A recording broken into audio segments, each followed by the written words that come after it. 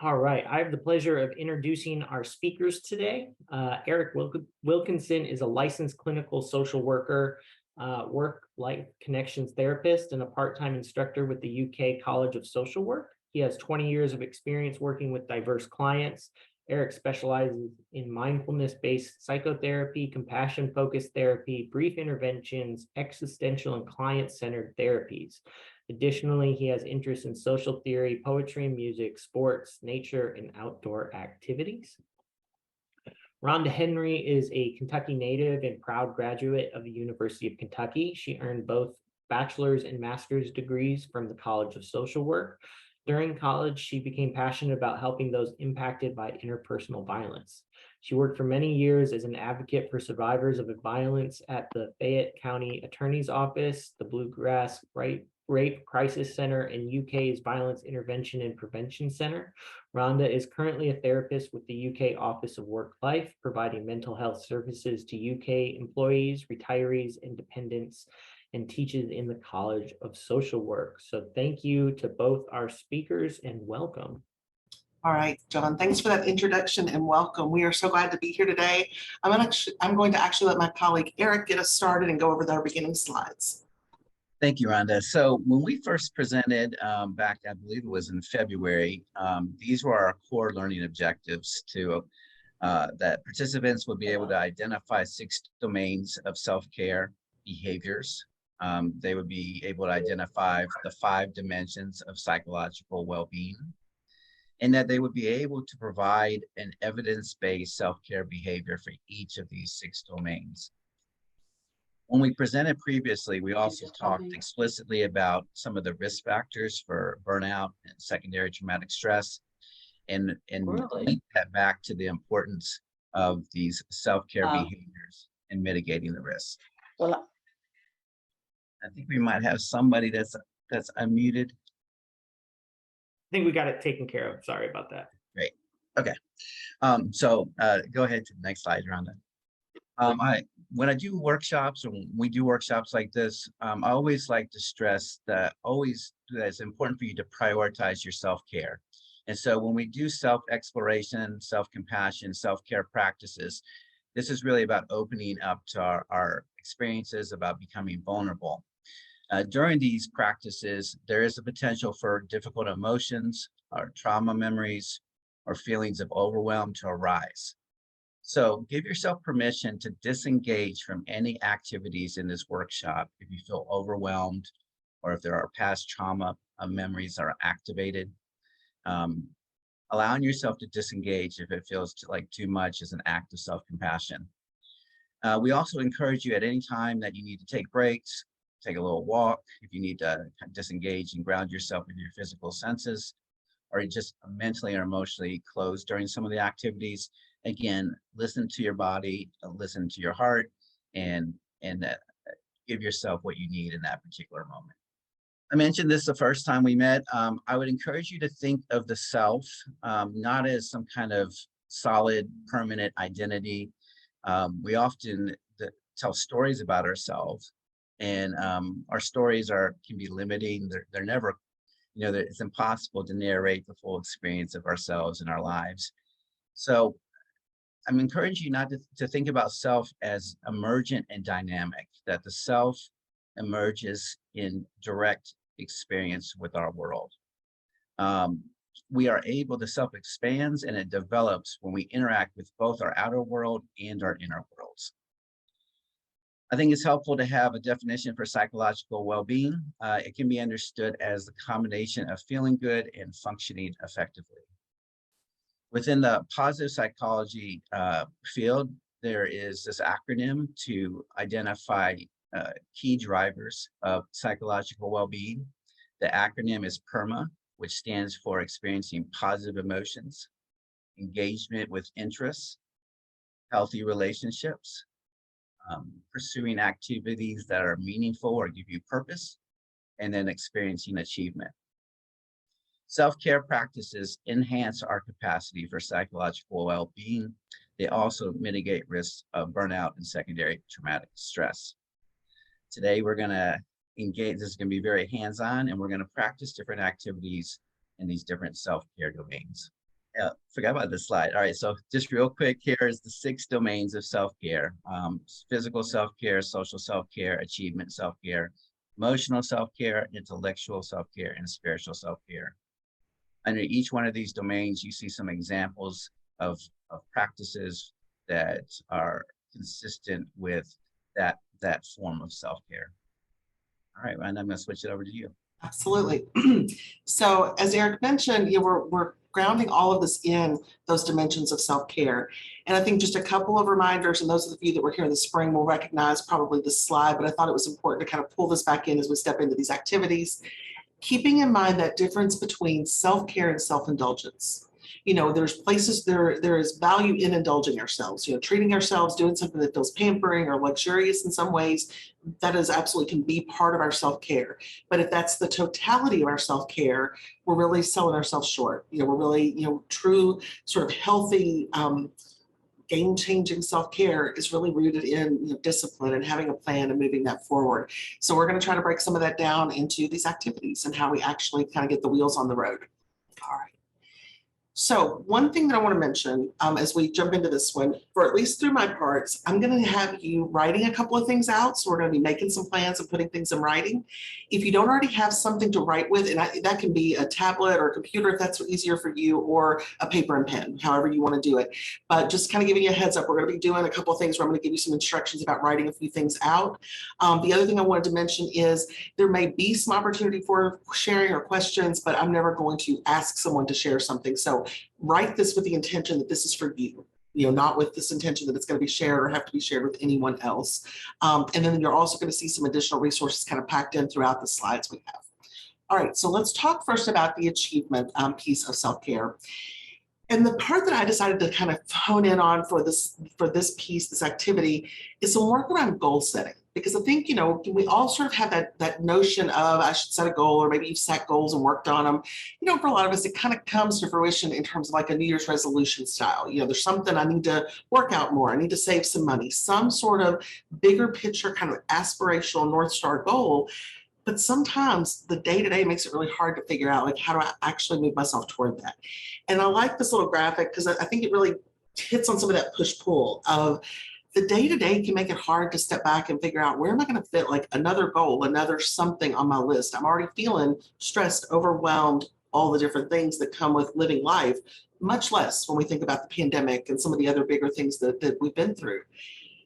But I think an important part for us to remember is that those goals and having some path forward, whatever that might look like, can actually give us more direction, can give us more energy. It gives us more of that positive feedback. That's where motivation grows. I'll hear clients all the time asking, how do I get motivated to do the thing? It's by doing the thing that we often find motivation. So when we look at how we set goals, things like doing SMART goals. Some of you may have seen this in other places, but these elements of goal setting that can be useful for us. And that can be things like the measurability. Do we have something very specific we've got in there? Or is it measurable, achievable, realistic? If I set my goal, if I'm wanting to increase my physical activity, but I've set my goal and I'm going to go work out 6 days a week, and on the 7th day, I'm going to, bike however far, I'm not going to do that. I'm not going to go from 0 to that. And if I run that through this filter, think of this SMART goal framework as kind of a filter to run some things through to help us get to a more realistic starting spot, because that's where often I'll see folks really struggle is they've got good intention, they've got a desire to do it, they start and sometimes overshoot, and then they start in that negative feedback loop, feeling bad about themselves. I failed again. Why do I even try this? It's never going to work. And then that just really makes it even heavier and harder to move forward. So when we think about some of these tools for change, I want to just touch on a couple of these quickly. And again, some of these are going to be, you're going to see some links and things embedded further in the PowerPoint if you're interested in pursuing some of these. There are so many apps that are out there to help us around any kind of habit change or goal change that might be going on. When you look through the tools, the question that I would encourage you to ask yourself is, where is kind of your natural place to go to? Like if you're somebody who has your phone around a lot and you like being on your phone and you use apps to manage your grocery list and your Ring doorbell and your whatever else might be going on, then look for an app, because that's where you're going. You're going to your phone and you're using apps and that's really comfortable for you. Then shoot, let's find an app that's going to help support this. If that's not your thing, if you're somebody who really just doesn't want the phone if you don't have to deal with it, Put it on a piece of paper, put it on a Post-it note. Thinking about these tools through that lens of what's my personality, what's going to actually be something that might work for me. Accountability partners can be great. You don't have to be working on the same goal, but partnering with a coworker or a friend to say, I'm working on this thing, can I check in with you? Is there something you're working on? Okay, let's check in with each other. Let's encourage each other. Think about what fits with your personality. Do you like that social side of it? Do you want to find that change community, group of walkers, that sort of thing? Habit stacking, I'm not sure if that's come up as a phrase in other presenters that have come to you all before, but habit stacking is the idea of essentially taking the new habit, the new thing you're wanting to do, and attaching it to something that already exists. So for folks that are wanting to do, I don't know, a daily reading or, meditation kind of thing, maybe they're attaching that to, I do my breakfast and then I do this thing because I know it's going to fall in that spot. So think about personality and what might be that right sort of support fit tool for you. And then I'm just going to kind of go through these quickly, but here's a couple of different ways you can sort of, again, lay these out. There's no right or wrong among these. There's no like, oh, this person is more goal-centered or working on that part of their self-care better than another. Think about your gut level. When you look at this, does it speak to you in a positive way? Do you feel that urge to fill that out? If that's not your bag, then you don't want to push yourself to that. But things like this that give us that structure can be kind of helpful. It can also look like this. Again, it's a little less structured, but somebody still put words to what some of those goals are. I think sometimes we think about goals and we're thinking about, running the marathon. That might be your goal. But for some folks, it's the basic daily stuff. I'm going to do my shower regularly. I'm going to get outside. I'm going to drink water, just those basics of taking care of ourselves. But there is power to putting those words to paper, to computer, to somewhere where you can check back in. Same thing here. It can be a Post-it note. Putting words to what your intention is will help to kind of make that more real. So in that vein, let's do that. I want you to identify a goal, something you'd like to either begin working on. This may be something you've worked on before that's gotten off track. I want you to take a minute and think about it and look at this next page just to get your wheels turning. Pick any kind of goal you want. This can be in all sorts of areas. So think about something you would like to work on.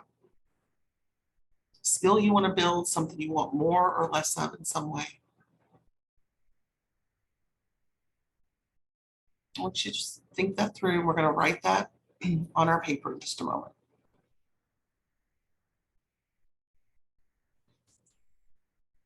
All right. Let's start with the example. I'm going to be honest, I put my slides in the wrong order here, but I'm going to go ahead and do the example and then we'll go to the next one. So if we are starting a goal or getting back on track, we're going to work from the bottom up here. And we're going to start with the aspirational goal. So this is what you would have just been thinking of, something you want to work on. So in our example, someone is wanting to get to the place where they can walk 30 minutes, 5 days a week. They want to do a yoga class 3 times a week and start weightlifting. That might be a lot. That might be something that feels very foreign to you, or that might feel right in your lane. Either way, just as an example for kind of breaking this down. If that's what we're wanting to get to, what does it look like when we're actually making progress, when we're building some momentum? Well, that might mean we're doing that a few days a week. We're maybe starting with one online yoga class. So we're able to break that down. We're making progress, but we're not at the aspirational goal yet. So where's the starting spot? Because that's a big aspirational goal, depending on where the starting spot is for the person. If I'm imagining this is me and I'm not doing any of these things, that's a lot to think of just the aspirational goal. It gets really overwhelming to think of it that way. So thinking about what's that low-hanging fruit? What's that first step and how might that look? So you all know where this is going. Let's set up our goal sheet. So take the piece of paper you did, or if it's on the computer, something that kind of fits in this framework. And we're going to talk through these 3 layers. So what I want us to do is set up this paper. And in that bottom box, that aspirational goal, that's where I want you to start. What was the thing that you picked out a couple of minutes ago? And this could be all kinds of areas. Health, it could be a work-related piece, it could be a project you're working on. It could be within relationships. It could be something just within sort of your mental health and attitude you're wanting to work on. So all kinds of goals can fit in this. So start with filling in that aspirational goal. Where do you want to get to? And next, we're going to talk about some questions to help us fill out those first 2 boxes. So again, we're going to work backwards here, and I can't get the graphics. I'm just, again, being honest with my technical skills. I can't get the arrows to flip, and so I can work the other way, but we're going to work this backwards. So we're going to start with aspirational goal. You've got that in that bottom box. Now let's look at building momentum. When you think of that goal and you break it down a little bit, what does it look like when momentum is building? I'm doing some of this. I'm not doing all of it necessarily yet, but what's it like if I envision myself getting closer to that goal? I've built up the start. We're not worried about the start right now. We're in the middle box. Can you identify any specifics? Think back to that SMART goal filter. You know, are there frequency numbers we can include? Amounts of time? Accountability points. You know, I'm going to check in with my accountability partner if it's something like that. Does it look like other measures of progress? I've written in my journal X number of times, you know, about the thing I'm working on. Anything where we can give ourselves some amount of measurement or quantity. And the reason for that is not to satisfy somebody else. It's so that we can reassure ourselves as we're building that momentum toward goals that we're doing it, like that we're on track. Because sometimes, y'all, our brains lie to us. Sometimes they're the roommate gremlin in our head saying, oh, you're not doing this as fast as you should. You're not doing this as well as you should. But if I've identified, no, this is what that would look like down the road if I'm making progress, then I can push back on that thought. Then I've got something to counterbalance those little gremlins that are telling me, you failed at this before, not good enough, never going to work, it's moving too slow. These are the things that will help keep us on track. Remember those SMART goal formats. And then go into the starting place. Now let's switch over to that for a minute. So where do we begin? And I know that like that's the huge question. And sometimes that question needs you to talk to somebody like me or Eric. You know, if it just feels like I've tried starting this so many times and I cannot figure out the starting point, that might be a place to talk to somebody like one of us, or talk to a friend or a mentor or a family member, someone else who might be able to kind of jar that thinking a little bit out of the rut and think of stuff from maybe a new perspective. What's the low-hanging fruit? Even when it feels small. I'll say, I'm gonna give you one example because I think it breaks it down a little differently and I just didn't have time to do a graphic for it. For me currently, I'm gonna be honest, my aspirational goal is to start yoga. I used to do yoga years ago. I haven't done it in a long time. And that's my aspirational goal, you all. In my building momentum, it is, I'm moving my body a little bit. I'm trying some poses. I'm maybe buying clothes that are appropriate. I'm buying my yoga mat. And my starting point has lately this week been, I'm watching yoga videos. I'm just watching other people do the thing and I'm identifying what I like and I'm saving some of those into my list. So the aspirational goal does not have to mean I've knocked it out of the park for the rest of my life. I don't want that to stay my aspirational goal, but right now, starting requires that to be the aspirational goal, okay? If we break it down small enough into those bite-sized pieces, that's when we get that achievement. You know, that's when we get that feeling of like, yeah, like, I made some progress. I did the thing. I checked the thing off this list. Starting small gives us a chance to let our body and our brain catch up. Thinking about other tools that can help, you know, depending on what the goal is, you know, is it something where technology can help, you know, apps or videos? Is there YouTube stuff that can support you in this? Are there community pieces? You know, do you need it to be part of a walking community, a yoga community, a whatever community? Thinking about what are some of those extra things that can help that habit stick. You know, so we want the low-hanging fruit there and then looking at that momentum. This is one format. There are lots of ways to do this. I like this. This is how I do things with my clients that are working on goal building, goal setting and building, because it gives us the opportunity to start where we're at. You know, it doesn't just give us the aspirational goal, which is important, but it's not the whole story. All right. Any comments or questions? I've got time for one or two of those. If anybody wants to come off mute, if you've got a question about that or feel like you get stuck in that. All right, I'm going to move on to my next one in the interest of times. I do want to say one last thing about getting off track, because I think that's a particularly hard thing when it comes to trying to work toward goals. I think it's a place where a lot of us can really get into a real difficult headspace of being hard on ourselves and struggling to find compassion for ourselves. So I think, you know, if we found, especially that it's something that we've tried before or we've struggled to find success in before, coming back to the basics, you know, recalling that intention, maybe amending the goals. Again, maybe aspirational is too big and we need to step it back a little bit more.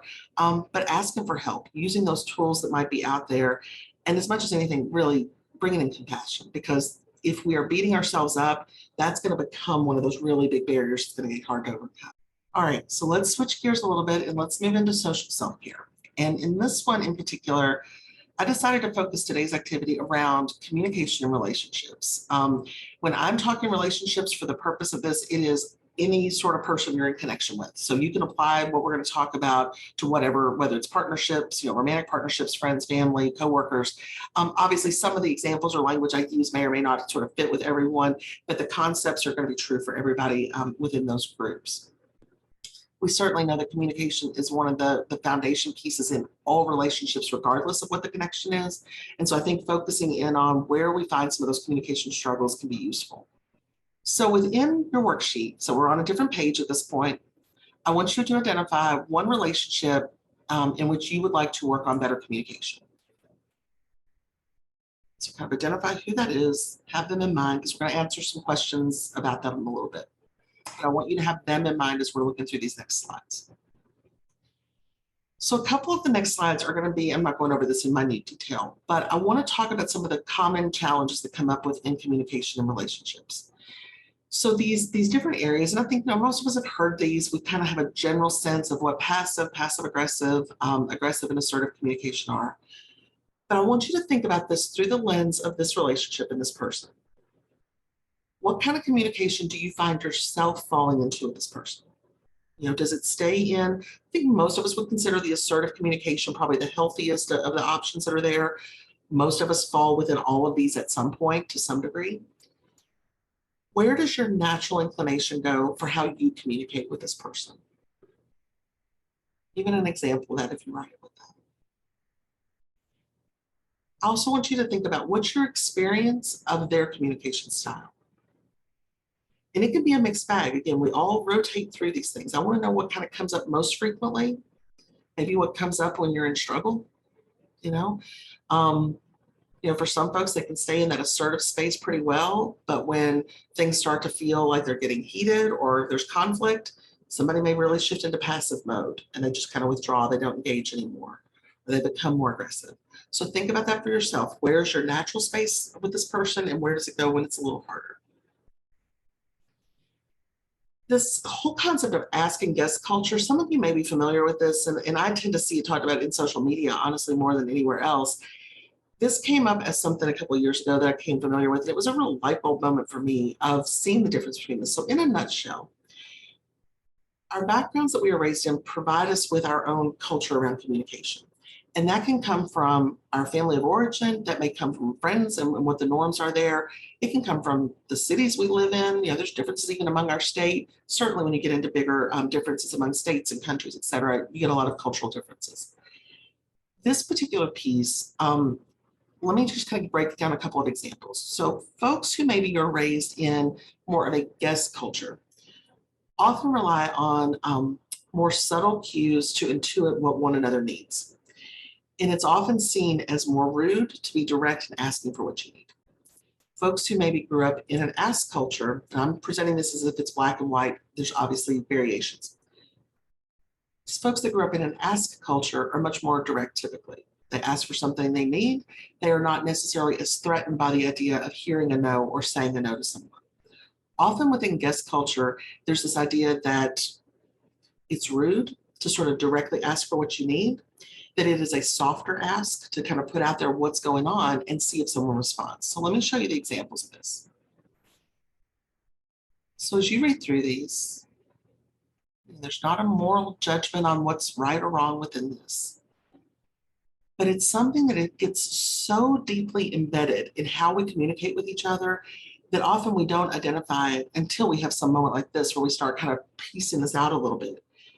And it can be a real light bulb moment if there are issues related to this that come up in your communication. This may or may not become a conflict or an area of concern within your communication.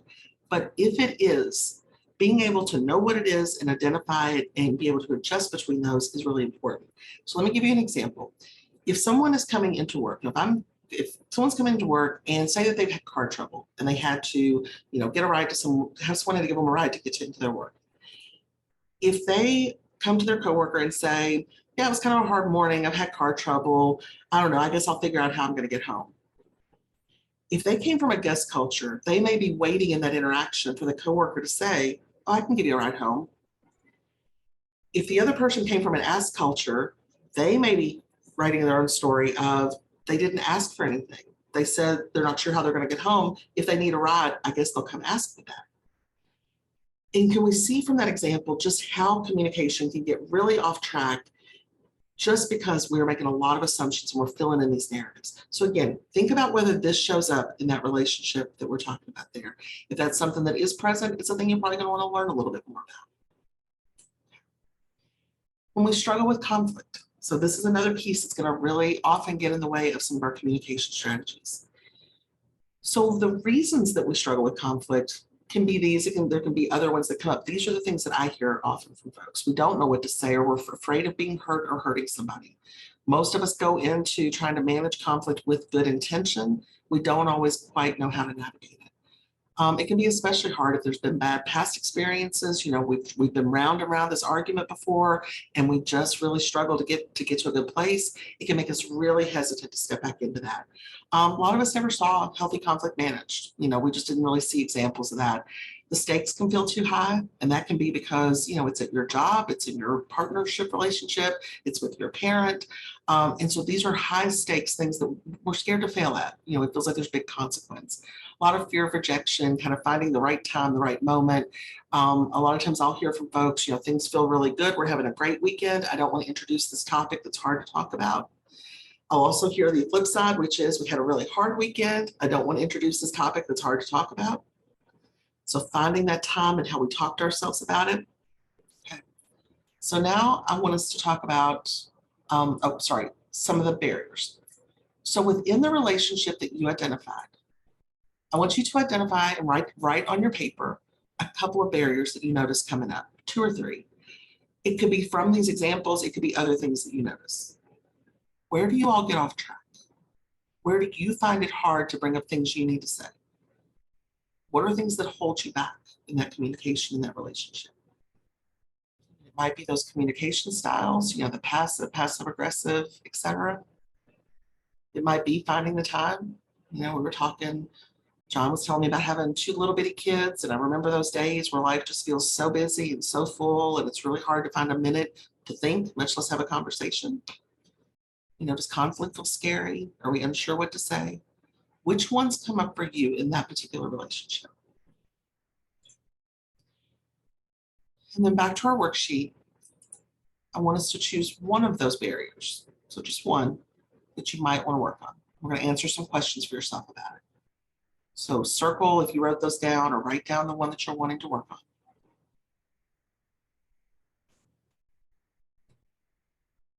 A little similar to the goal sheet exercise, what's that first step? So let me I'll work through an example as we do this. So maybe mine is, I struggle to talk to my partner about money. I got a lot of baggage from growing up around money conversations. They feel really stressful and scary. And so for me, maybe mine is, the big barrier is I can't find the right time. And I know that we need to talk about finances at some point. So what's the first step you could take? My first step might be, maybe I message my partner. Maybe I text my partner and say, can we talk through the budget tonight when we get home? Because then I've identified a time that we can do this. Or maybe I say this Saturday when we're off, can we take an hour and go through the budget? By doing that communication, I've broken the ice. I've committed to this other person that I'm ready to have this conversation. And I'm trying to overcome that barrier, because finding the time, again, I'm scared to do it when things are good. I'm scared to do it when things are bad. But if I kind of rip that Band-Aid, I send that message saying, can we talk at this point? What's that like? What might hold me back from working on it? So we've identified the barrier. What might get in the way? Think about what those barriers are for you. Are you somebody who gets distracted? Does something else come up and you feel like that needs to kind of take precedence? What has gotten in the way in the past when you've wanted to deal with something that was hard to talk about? What might that be? What is something that you can say to yourself if you're hesitant to take that first step? So if I'm struggling to talk to my partner about money, and I know it's going to be hard, and I've picked up the phone and I'm wanting to send the text to say, let's talk about money this Saturday when we're both off, and I just can't push that button, what can I say to myself in that moment? You know, maybe I'm saying, you know, it's got to start somewhere, or this doesn't have to be perfect. You know, all you can do is try. This is important. It's worth talking to them about this. What is it that makes us want to push forward? Sometimes it may be, you know, thinking of colleagues or some, you know, folks through our work world. It might just be like, this is my job. Like, I have to do this. And sometimes that's the piece that we have to use to push us through. But what is the thing that we say to ourselves when that hesitation comes up? Because being able to come back to that and being able to really like sit with that piece, that's what's going to help you get over that hump. You know, that's what's going to really bring that sort of to fruition. And I think if you notice when those come up, let me make sure this is the end one. Yeah, there's some of the tools. If you notice that you're trying to do this and it just feels too big, it feels like I'm getting stuck. And this is, I think, probably true for all the 6 dimensions we talk about. That's a good time to talk to somebody like me or Eric. You know, whether that's just how do we kind of drill into your particular situation. I mean, we'll do role plays with folks. You know, how do we say this? What do we say? How do we do the thing?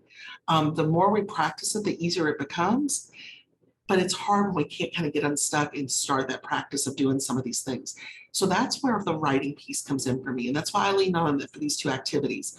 Because even if you don't have someone else who's able to kind of process that with you in real time, there is a real benefit to putting words to paper or on the computer screen, having some things that you're kind of committing to yourself. It makes it easier. It's a good touchstone, you know, when we're having a hard time moving forward with it. These are a wide variety of podcasts that have to do, a lot of these are on the left have to do with like romantic relationships. The ones on the right, there's some extended family ones. Friendshipping and Chief Best Friends both have to do with friendship, as you can imagine. Chief Best Friends has to do with work friendships. So there's lots and lots of good information out there. If that's something that you struggle around or you want to learn more in, you want to strengthen, it's a good place to go. All right. We are going to fit in as quickly as I can our next one, which is going to be super short. And this one is going to be about our physical self-care. So one of the things I talked about last time, and I just don't have time to go over all again, but we talked about the whole fight, flight, freeze response and how stress and trauma can get stuck in our body. This little video does a great job of summarizing all of this and giving us some other feedback in about 5 minutes. One caveat I'm going to give is, because it's in the comments a lot, it shows people and dinosaurs coexisting. Y'all, I know that's not what happened. I don't know what to say. It's what the video is. It's animated. So let's watch. All right.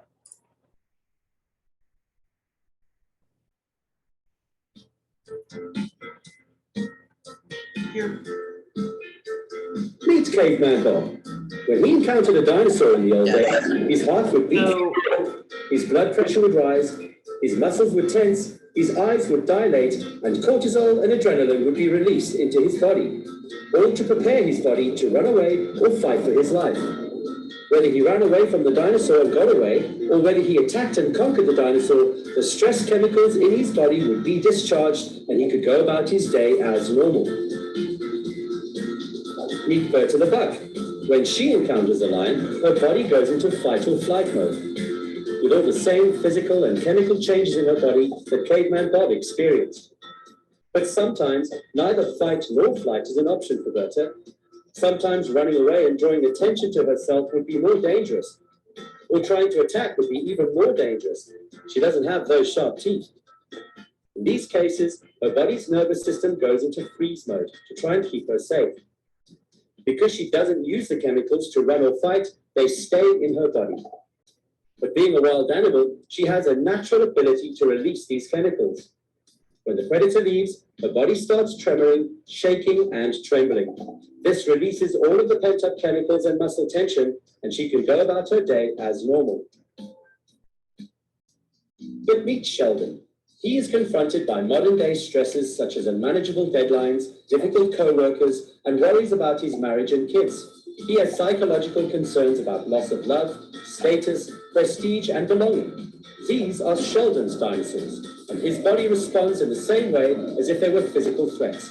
His heart beats faster, blood pressure rises, muscles tense, eyes dilate, and stress hormones are released into his body. Sheldon's dinosaurs are difficult to run away from and difficult to fight. If he has an argument with his boss and runs away, he'll be shown the door. And if he attacks his boss, he'll be shown a prison cell. So, like Berta, Sheldon's body goes into freeze mode. He becomes immobilized. His heart rate, blood pressure, and body temperature decreases, and his clarity of thought decreases as part of a numbing process to avoid pain and overwhelming emotions. The same thing happened to Sheldon when he was mugged a month ago. Because fight or flight would have been too dangerous, his optimum survival response was the freeze response. The body did a good thing by going into freeze, but because Sheldon did not fight or run away, the stress chemicals will not be released from his body as happened for caveman Bob. Sheldon's body started to shake a little when he was angry with his boss, and it shook a lot just after the mugging. But he told himself to get it together and to calm down, and he stopped the shaking. Because he has been socially conditioned to stop his body shaking, the stress chemicals will not be released as happened for Berta, so they stay locked in his nervous system. This means Sheldon will experience physical symptoms like tension in his muscles, headaches, and an upset stomach. He will also experience psychological symptoms like anxiety, poor concentration, difficulty sleeping, depression, anger, or fear. Living in this kind of biological survival state makes him more vulnerable to many diseases and psychological disorders. But if Sheldon could utilize the body's natural tendency to tremor and shake after a stressful or traumatic event, it would discharge these chemicals. Sheldon's physical symptoms would improve, his primitive brain would realize that he survived and is safe, and his cognitive brain would allow him to feel more empowered and better able to handle things in the future. Ta-da! And this is where TRE comes in. Thank you. TRE, developed by a very clever man, Dr. David Bersetti, is a series of 7 exercises that work on a very special muscle called the psoas muscle. These exercises evoke the body's natural tremor response and allow stress chemicals to be discharged. Sheldon found out that these exercises can be learned by oneself or in groups, and that in 4 to 6 sessions, he would be equipped to practice them all by himself. He felt so much better after his TRE sessions that he started to tell everyone about TRE because he wanted them to know that TRE could help them as well. His 16-year-old daughter who was stressed from exams, his 7-year-old nephew who was being bullied at school, his colleague who had struggled with a soccer injury for many years, and his aunt who had had an operation 2 months earlier. The body responds to physical and psychological stress and trauma with its innate survival response. So Sheldon knew that TRE could help all of these people in his life. In fact, he was so excited about how TRE had helped him that he just could not stop spreading the news. Okay, I'm going to stop that one there because I think that was the majority of what we wanted to see from that. There's obviously much more to learn about TRE as a specific practice if you want to pursue that. But I think it did a good job to me, or my hope is it did a good job kind of connecting that fight, flight, freeze response we have in those situations that we don't always think of, those office situations, those family situations, and then what happens when that gets stored in our body. So let's go to the next one, and this is going to be our experience. So with this one, she is going to go through, and we're going to do a shaking activity. And so what I'm going to ask is, feel free, I realize that we typically keep video on, feel free to turn your video off because nobody wants to watch me shake, but we're getting ready to shake. The audio on this is a little bit low, but we're going to stand up and try to do it for a couple minutes with her and just see how your body feels at the end of that. Okay, so feel free to stop your video. I'm going to turn the audio up as loud as I can, and we'll start. Hi, Adair here from withadair.com, here to offer you a little tutorial on shaking. So I learned these techniques from Kate Stillman and Kim Eng, and they are really excellent for calming the nervous system. There's so many reasons to be stressed. And if you're dealing with any kind of anxiety, any depressive tendencies, basically anything that's keeping your mind and your emotions from feeling excellent, this is a really wonderful and simple way to start to shift your perspective. So without further ado, please come to standing, and you can let your feet come about hip-width distance apart. And to start off, just notice that you're breathing. You can let your eyes soften or close if that feels good too.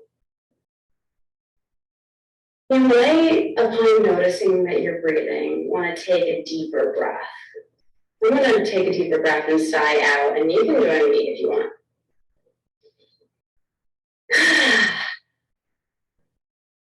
And so now that we're a little more present in the moment, we're just going to start with a little shake of your left arm. And begin by noticing the shake starting in the shoulder joint, and continue to breathe on purpose. It sounds a little funny, but we often forget to breathe. So breathing normally and somewhere between the shoulder and the fingertips, engaging in a whole bunch of wiggling, wobbly movement. Good. One last little hard shake of the hand. Pausing on an exhale. Noticing the difference between sides. And then begin the other side. If it's the beginning of the day and you want to get your energy going, it's great to go a little faster. And if you want to shake off the day and it's closer to bed, moving a little slower might be more nurturing. So there's no right or wrong way to do this, which is awesome. There's no real alignment, just obviously taking it easy on any joints or body parts that are more sensitive for your recovery from an injury there. Shaking, breathing, and exhaling for neutral. Pausing to notice the difference between the top half of your body and the bottom half.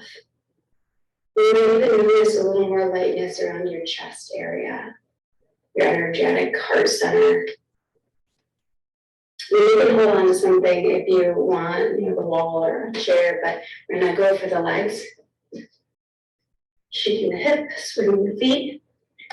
If you ever watch a dog or a horse or a cat for a little while, at some point they're gonna get scared by something, or something will at least slightly stress them out, and you'll see that they shake. They do quite a few other things to regulate their nervous systems, but animals are great at shaking, and humans are not, because we've learned not to basically dispel stressful energy. We kind of hold on to it. So this is an opportunity to be a little more instinctive in letting go of what stresses us out. Pausing. Deeper breaths. Just feeling the awakeness that comes from this practice, the clarity. And one final foot that we have felt kind of asleep a minute ago, shaking it, and shake your butt, shake your toes, get your ankle going. Bonus points for more novel moves, more directions that you go in. Wobbly, a little more, a little. All right, I'm going to stop us there. She's got a few seconds left of her wiggling to make sure we fit everything in. Couple points I wanted to make. One, I wanted us to see how that felt, and hopefully you feel some of that aliveness and sort of energy there. Obviously, it's going to be a little different if you're coming off of one of the stressful situations we talked about. If you're feeling a lot of bent up energy, that might be a different experience. But I think just to know what it's like when we move our body, and obviously she did it in a really structured way. She kind of did it zone by zone in that way. You can get some of the benefit also just from dancing around your place, from wiggling your whole body in whatever wild way you might want to. And if you're interested in pursuing more and understanding more about TRE as more of a bigger practice, this video, which we are not going to watch as a group, but I included here so you all can watch later if you'd like. This is about a 20-minute video, and I think she really goes into, again, a few different ways you can use some of that physical sort of information to be able to take care of ourselves and discharge some of that energy when it builds up. If it feels like something that's interesting to pursue, there's a lot of really good stuff out there, and hopefully these will give you at least some entry points into some of that content. All right, I'm going to turn it over to Eric now. Okay, thank you, Rhonda. I really enjoyed that shaking exercise. When I do the shaking exercise, and I was telling Rhonda, there's an exercise within mindful self-compassion called silly movement, but I like to make noises. So I like to exhale. So I'd make sure I was muted so I could really let that tension and stress out. But I love the movement. And I think that, it's interesting, as I've been a clinician for about 14 years, I've increasingly recognized the importance of moving between sessions, looking for opportunities to do little stretches. So I really enjoy that. I'm going to speak to the importance of emotional self-care. There's a definition here, or a kind of a summary of what emotional self-care is. It can be understood as cultivating positive emotions. So this idea of engaging in activities and life, being around people, things that bring out positive emotion. It can be acknowledging our full range of emotions and our emotional needs. So being able to make space for what arises. Emotional self-care and taking the time to do that. A lot of us, we move from task to task, or we recognize that tuning into what we're feeling, there might be some discomfort, and so we don't prioritize. We just kind of try to move past it and hope it goes away. Emotional self-care is also where we kind of engage with our emotions with a sense of curiosity and openness. We don't have to say, is what I'm feeling good or bad? A lot of us criticize ourselves if we feel feelings of anger or resentment. We feel like it's bad that I'm feeling this. So this idea of just saying, this is just what I'm feeling. This is just an emotional experience.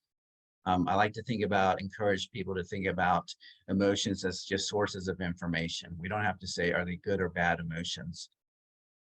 So that curiosity, and then when we are experiencing difficult emotions, some suffering, pain, maybe feelings of sadness, loneliness, embarrassment, feelings of rejection, hurt, shame. When these difficult emotions are present, it's trying to generate kindness towards our experience. To notice that in that moment we're suffering, that emotion is difficult.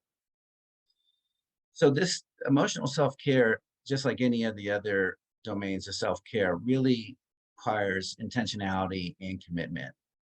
Again, many of us, I know that through significant portions of my young adulthood, I primarily lived in the world of my thoughts. And it was rare that I connected with my emotions. Now, of course, it's when things are going well, when we're experiencing happiness or joy or feeling content or connected, we kind of naturally open to those experiences. But when things are not going so well, when we're feeling something difficult, we tend to try to avoid it, to run away from it. For the activities that we're going to be doing, and this is going to be very hands-on, I'm going to be drawing from the works of 3 different psychologists, Tara Brach, Kristen Neff, and Chris Germer. Okay, next slide.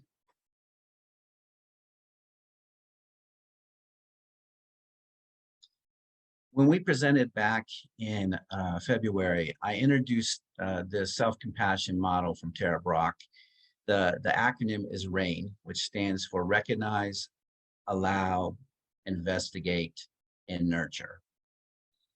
Now, this is a practice that's specifically designed for times when we're experiencing some suffering or we're experiencing some discomfort, when things are hard.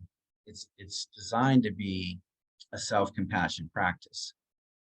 But I really like this practice just because if you just engage it as a regular practice, it's this idea of dropping into your body, of noticing what is going on with me. What am I feeling right now? This idea of being intentional about checking in on yourself. Emotions are experienced in our bodies. So this idea of slowing down and relating to ourselves, I think this practice is very helpful for that. So it's recognizing what is present. And Tara Brach will talk about, I like this phrase she uses, the power of the pause. Again, many of us, our days tend to be very task-oriented, filled with a lot of obligations. We can run from task to task.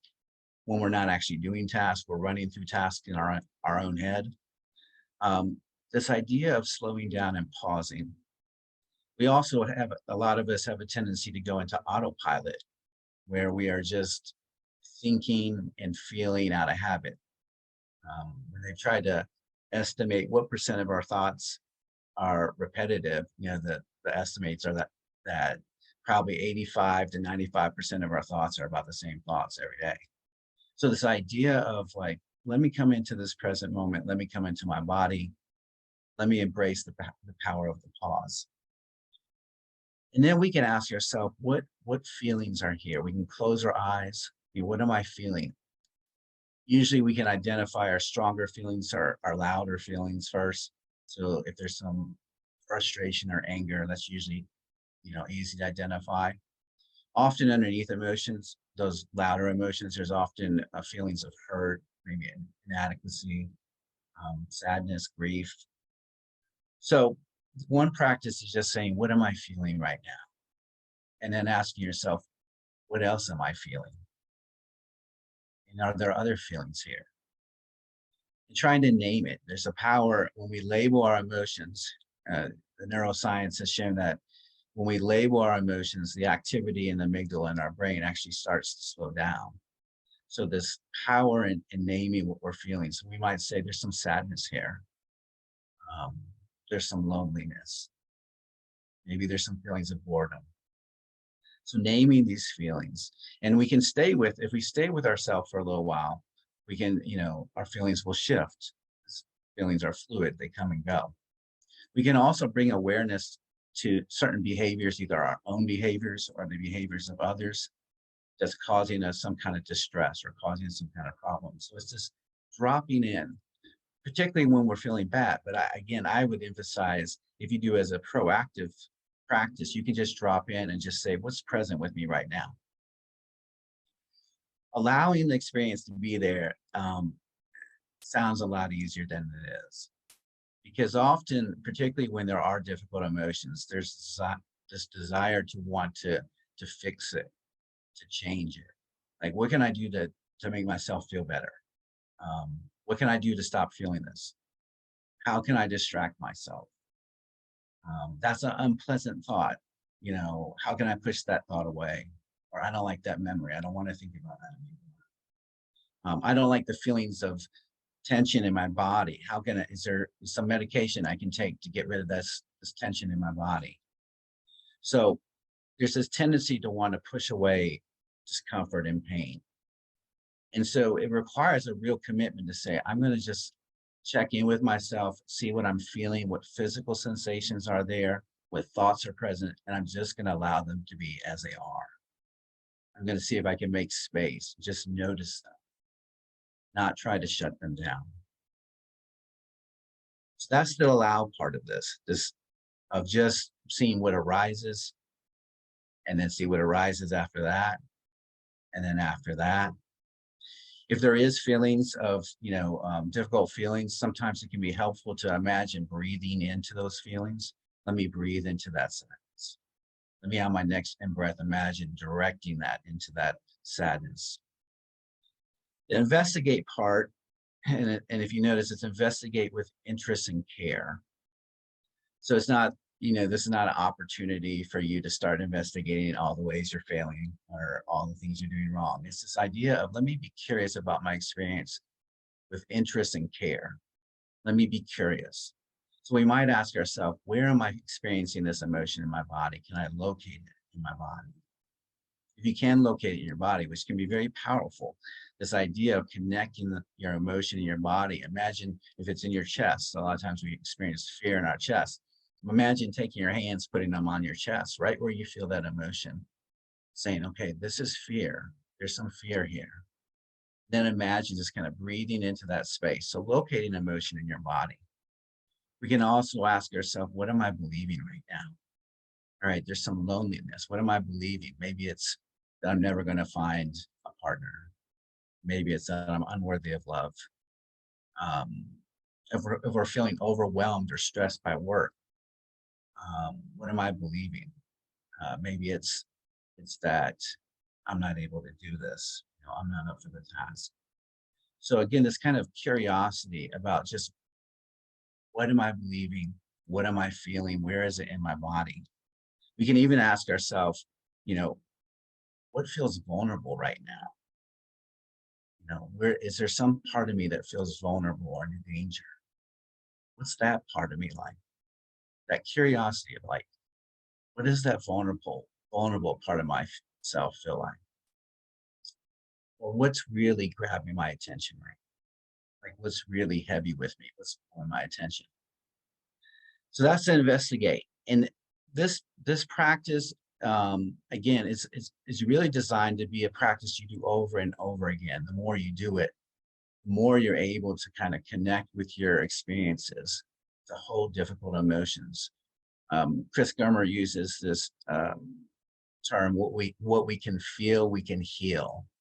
What we can feel, we can heal. This idea of direct connecting with our emotional experience, making space for it, allowing it to shift and to move. The final step in this RAIN method is this idea of nurturing, to responding to that part of yourself that feels wounded or scared or rejected or hurt, and seeing if you can generate some warmth to that part of yourself, just like you would if you had a friend or a loved one who was feeling hurt or rejected. And so it might be in words like just saying to yourself, I see you, I see how hard this is for you, or I care about you, I'm here for you. Just like you would say to your friend, but offering that kindness to yourself. So that's one thing, this idea of responding with like kind messages. It could also be like, what do I need right now? I need to remember that I'm worthy of love. Maybe I need to remember that everyone is imperfect and makes mistakes. Sometimes the way we nurture ourselves in the Kristen Neff and Chris Germer, they talk about the key self-compassion question is to ask yourself, what do I need? And if we ask ourselves, sometimes that might be, I need to get up and get myself some movement, or I need to go spend more time with nature. I need to connect with a friend. Sometimes it can be action oriented. Okay, next slide. So what we're going to do now,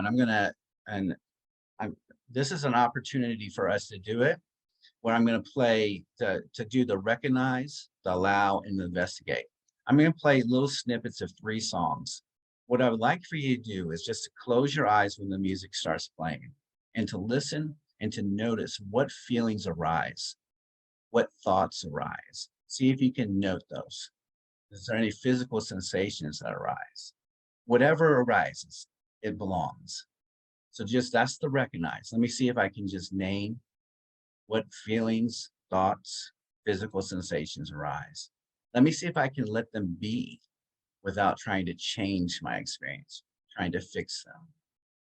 And then you might even ask yourself, what's right? What feels vulnerable right now? Or what in the music is connecting to me?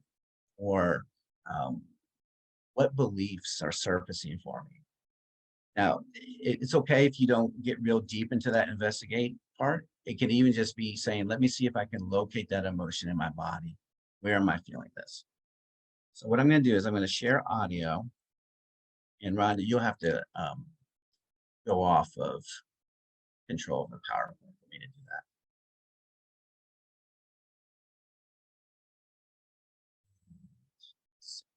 Just do audio.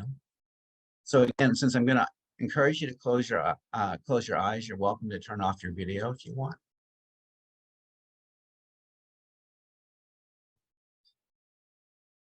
I will ask Rhonda, make sure you can, I'm going to ask you if you can hear the music.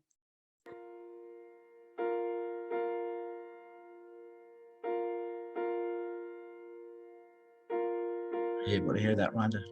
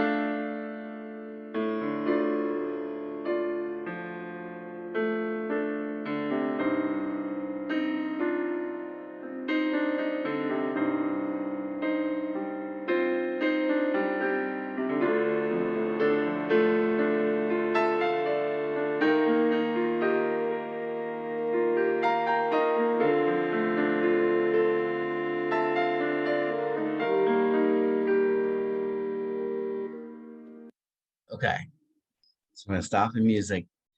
For those who are willing, if you can put in the chat what you recognized in terms of feelings, thoughts that you're comfortable sharing, physical sensations, what arose for you when you were listening to the music? Maybe even where did you feel it in your body? So just put in the chat what thoughts or feelings arose during that piece of music.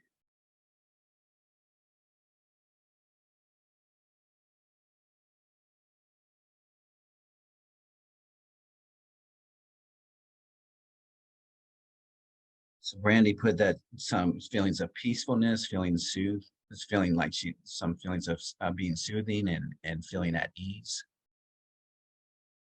Thank you, Brandy, for sharing. What else did people feel? What feelings and thoughts were arising?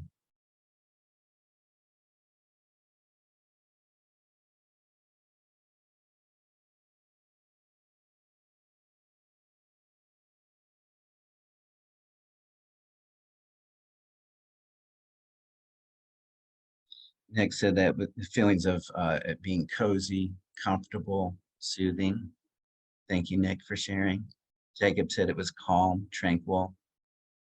Shannon said this feeling of uneven, felt a little uneven. Okay. Thank you for everybody who shared. All right, go ahead and close your eyes again. We're gonna drop back and we're gonna listen to another piece.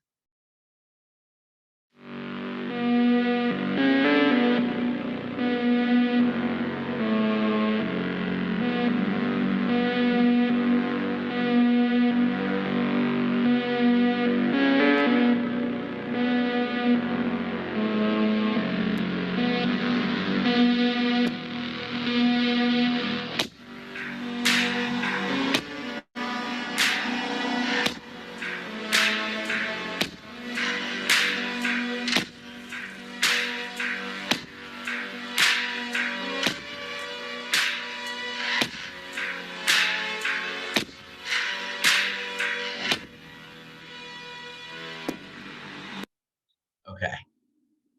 Now this time, just for yourself, see if you can note for yourself what feelings and thoughts arose listening to that. See if you can say it in such a way where you just say, you know, let's say there was some anxiety. You could just say there's some anxiety here. There's some anxiety rising. This idea of naming what you're feeling. If there's any thoughts that popped into your head, like just name it. Thinking about this, thinking about this. Just take connection. If you felt it in your body in anywhere, just note to yourself, okay, where you felt that music in your body. And now we're going to do one final one.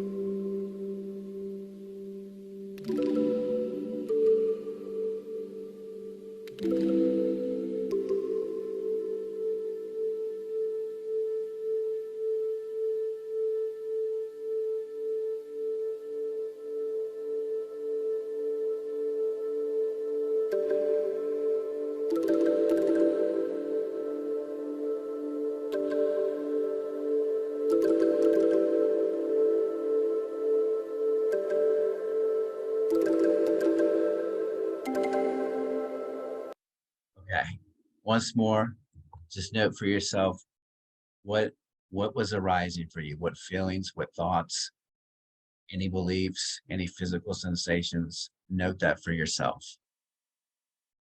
I'm going to come off share and let Rhonda bring the PowerPoint back up. So Rhonda, you should be able to reconnect. I like using that during the practice we just did with music, because music, we experience that, we process that through our brain, even outside of language. So we're able to kind of get our emotional part of our brain activated. Sometimes I actually recommend to clients, if they feel like they're emotionally stuck or emotionally blocked, a practice with the music therapy is just to kind of gravitate to what music you feel like you might need in that moment. that matches up with your mood and playing it and seeing if that can unlock some of that emotion. Okay, next slide, Rhonda.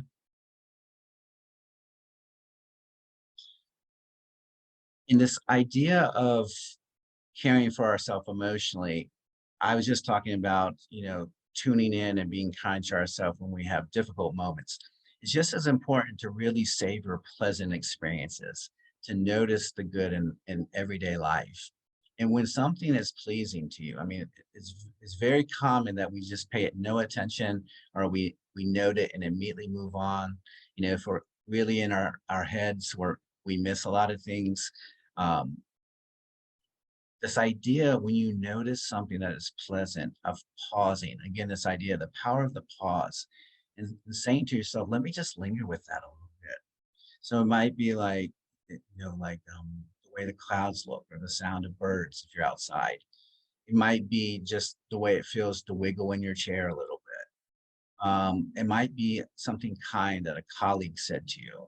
Maybe the smile of your child, or the way that your dog, greets you in the morning. Trying to fill your day with really savoring the pleasant experiences is a really important aspect of emotional caring for yourself. When we do experience the difficult emotions, building off of the RAIN model from Tara Brach, I think this differentiation between different types of compassion can be helpful. So Kristen Neff and Chris Germer came up with this idea of tender self-compassion and fierce self-compassion. Both are responses to like pain or discomfort and suffering. With the tender self-compassion, it is really about comforting yourself, kind of holding your experience, being a witness to your experience, saying, I'm here for you. I see how hard this is for you. You're not alone. You're doing the best you can. You've been here before. It's this idea of validating what you're going through, comforting yourself. I like to think of the image of picking up a child and rocking the child when the child is upset. Fierce self-compassion is more action-oriented. This is where we recognize that something is harming us, or something is causing us some source of pain or hurt. And we say to ourselves, what do I need? And it might be, I need to take action to protect myself. I might need to establish boundaries. I might need to change how I spend my time, where I put my energy. It might be that I recognize when I say, what do I need, that I'm not caring for myself, that I'm not meeting my own needs. And I need to spend more time doing things that are important to me, things that I value, things that nourish me and restore me. It might be that I recognize that I'm living in a way that's causing me harm or causing others harm. And I say, may I have the courage to make a change? And then you would kind of start to move in that direction of goal setting that Rhonda walked you through earlier. So the wisdom part of this is trying to discern. And these two things, tender compassion and fierce self-compassion, they can work together. So this idea of first connecting and validating your pain and something that's causing you some suffering. And then sometimes you might move to that fierce place where you say, let me take action to protect myself or to provide for my needs. There's other times where maybe there's no action to be taken and you just provide yourself that kind of validation and comfort. So coming back to that question, what do I need?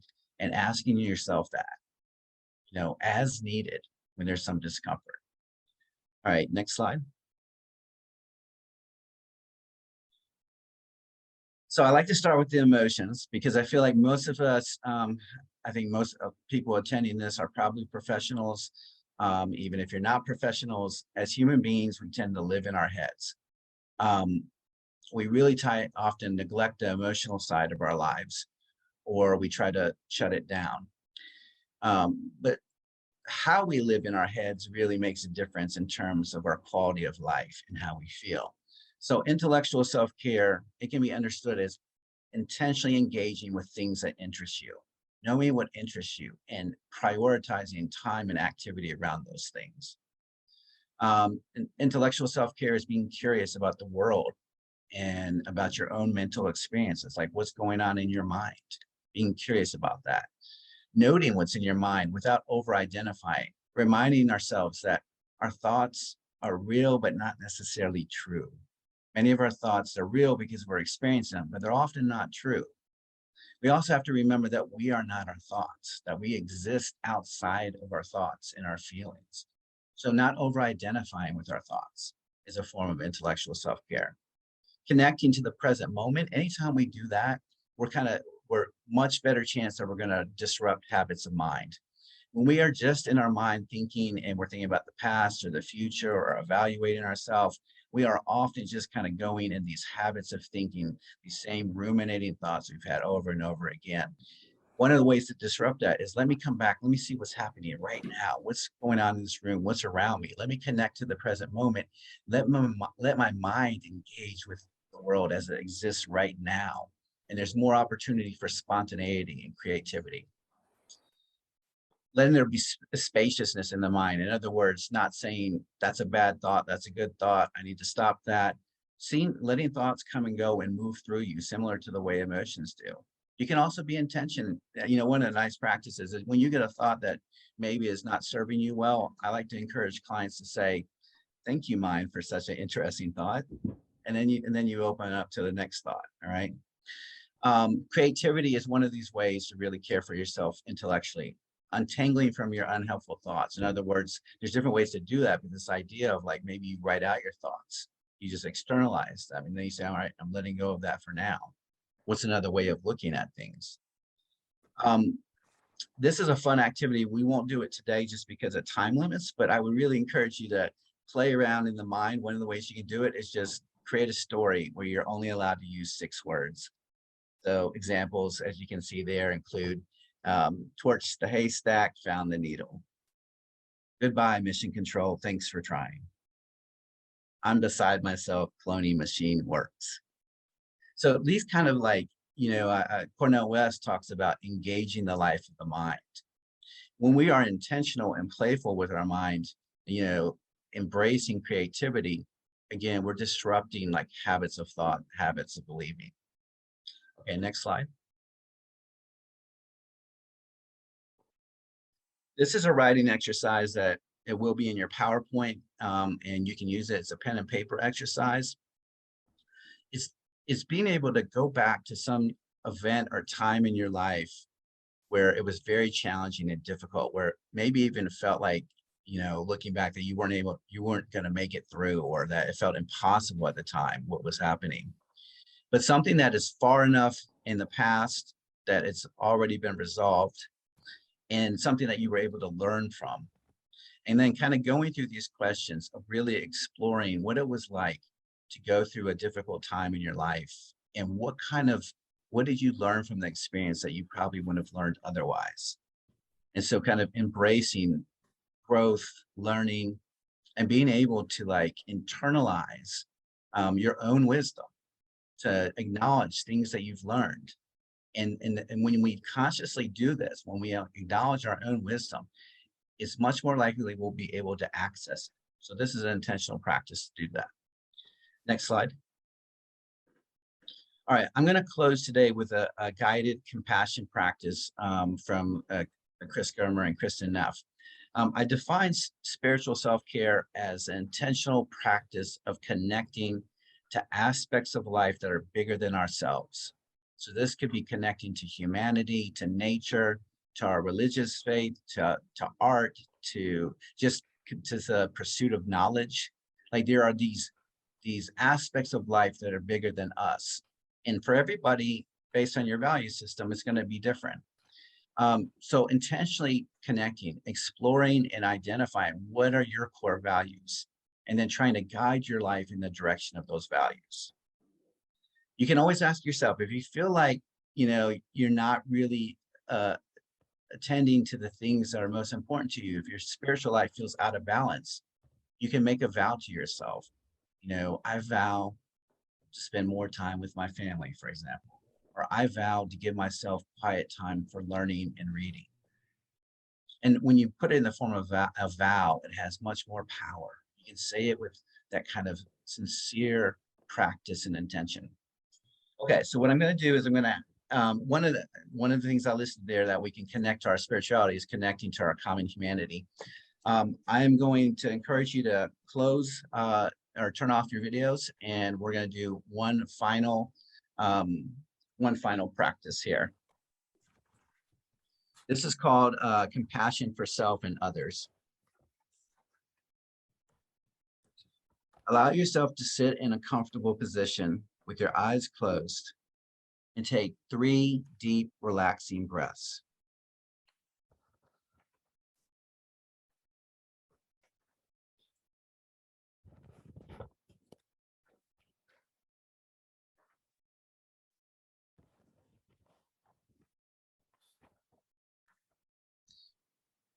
Place a hand over your heart or another place that feels calming or soothing to your body, and letting yourself feel the gentle touch or the warmth of your hand.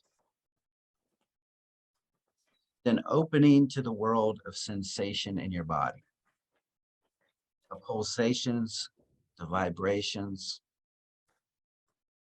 noticing how it feels to have a human body right now.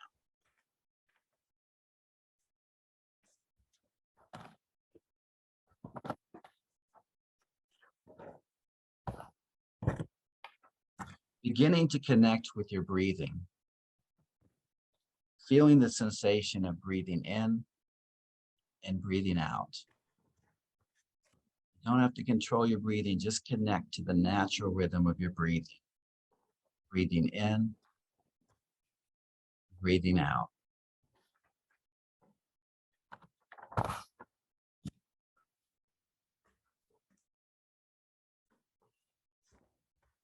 Now begin to offer yourself some kindness.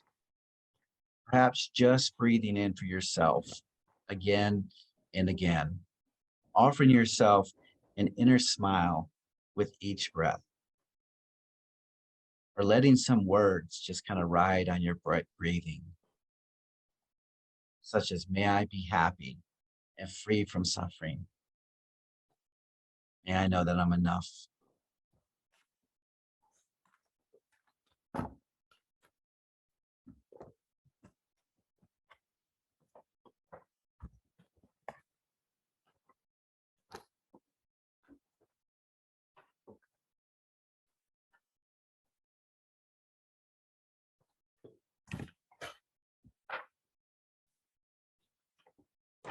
When you are ready, allow yourself to bring awareness to other people, to allow other people or living beings to enter into your mind. When someone appears, send something good to that person or to that living being. Maybe it's a relaxing out breath or a smile. Maybe it's some words like, may you be happy and free from suffering.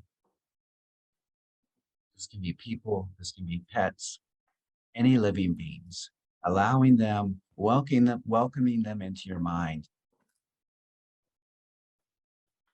and then offering them a smile or kind words.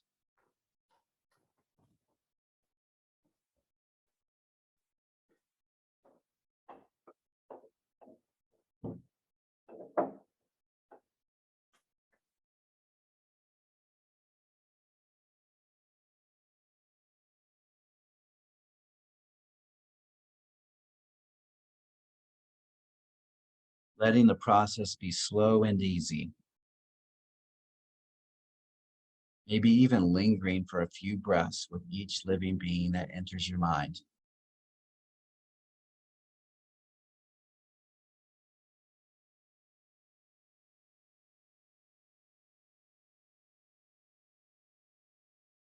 And returning at any time to yourself, returning to your home base for as long as you like.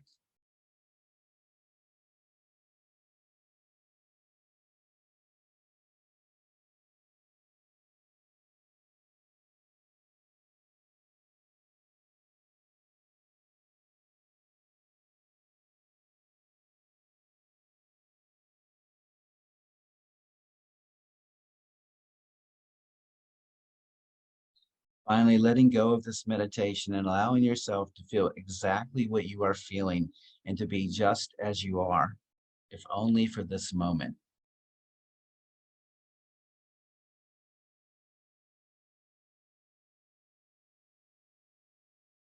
And when you're ready, you can slowly open your eyes, wiggle your toes or fingers, wiggle your shoulders, allow yourself to come back into this room. I wanted to share this practice just as a way of intentional connecting to others, to breathe in for ourselves and to breathe out for others, to feel that closeness and connect. I think that concludes our presentation. We do have, I think we have some resources at the end of this PowerPoint for further reading. Very much appreciate the opportunity to be here with you today.